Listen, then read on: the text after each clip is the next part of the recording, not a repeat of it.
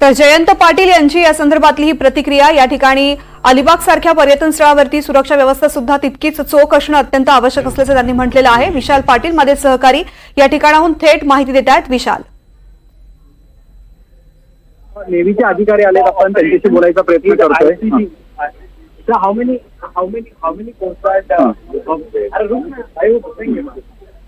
दीपाली, आता जर आपण या ठिकाणी पाहायला गेलं तर एक जणाचा मृत्यू झाल्याचा माहिती मिळते। जे प्रवासी आहेत त्यांना बचाव कार्य जे सुरू आहे, 25 प्रवाशांना आतापर्यंत या परिसरातून बाहेर काढण्यात आलेला आहे। काहींना येथील जवळच्याच रुग्णालयात सेंट जॉर्ज या रुग्णालयात घेऊन घेण्यात आलेले आहे, त्यांच्यावरती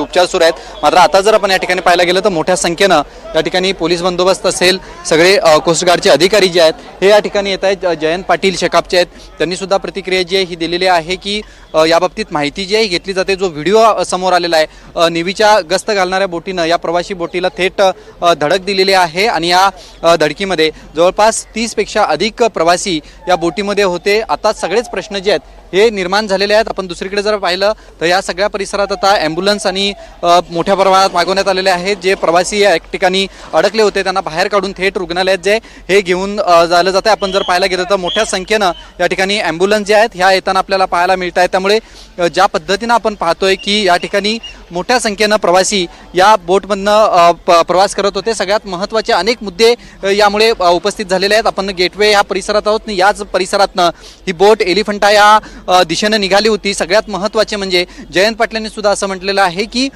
नेव्हीची गस्त घालणारी ही बोट या बोटीला येऊन धडकली आणि ही धडक इतकी प्रचंड होती की यामुळे ही बोट जी आहे ही पलटली गेली। जवळपास 30 पेक्षा अधिक यामध्ये प्रवासी होते।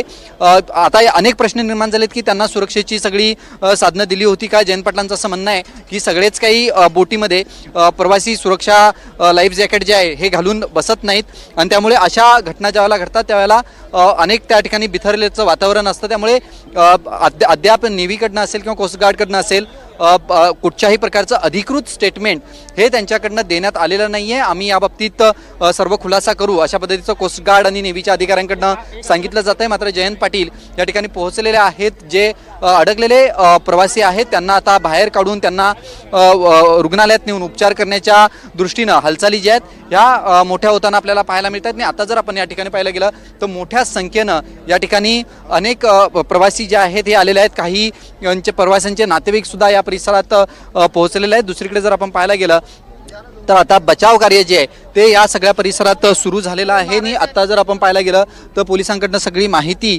घेतली जाते। नेमकी हे कोण प्रवासी होते, किती प्रवासी होते याच्या बाबतीत सगळी माहिती जी आहे ही पोलिसांकडनं घेतली जाते। आणि बचाव कार्य जे आहे हे आता युद्धपातळीवर आहे, कारण का सायंकाळची वेळ आहे, थोड्याच वेळात ह्या अंधार होऊ शकतो आणि याच दृष्टीनं या सगळ्या गोष्टींचा विचार करून आता पोलिसांकडनं सगळी माहिती जी आहे ही घेतली जाते। नेमकी ह्या बोटीमध्ये किती जण होते, बोट चालकांकडनं सुद्धा ही माहिती जी आहे ही घेतली जाते। त्यामुळे नेव्हीच्या गस्त घालणाऱ्या बोटीने थेट धडक दिल्यामुळे ही बोट पलटली गेली। हा काहीसा पलटली गेल्यानंतर हे प्रवासी सगळे पाण्यामध्ये पडले आणि त्यांना त्यातील 25 प्रवाशांना आतापर्यंत बाहेर काढण्यात आलेला आहे। उर्वरित प्रवाशांचा शोध आता या ठिकाणी सुरू आहे। दीपाली।